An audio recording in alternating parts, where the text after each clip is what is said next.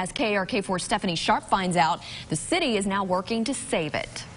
Well, Bob and Ashley, the city believes it may be more than 200 years old. And after that storm, they're looking at trimming back the limbs and putting a fence around the tree, all in an effort to preserve a part of history.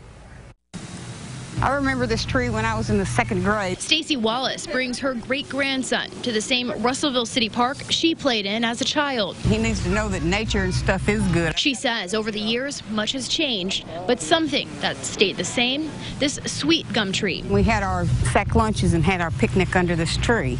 It was huge then, and it's still huge now. Basically, this limb here. Terry Thomas, the Russellville Recreation and Parks Director, checks on the old tree. He says in July, a storm blew down a huge hollow limb. I mean, basically, it was a tree that fell out of a tree, is what I call it. Causing major damage. And everybody just wants to save the tree. They don't want to see it taken out. He says the city plans to rehab the tree that may be more than 2 centuries old. It's still healthy. It didn't wilt or anything after that. He says an arborist believes it may be one of the longest standing in Arkansas. He said this was probably one of the top 5, top 10 trees that were big trees, old trees that he knew of anyway. They have it roped off to the public and will carefully trim back more limbs this winter. We're not going to take it out unless it just dies. Thomas plans to keep this tree's history going for years to come, and Stacy hopes so too. It is old, it is beautiful. So her great-grandson can take his kids to see it someday.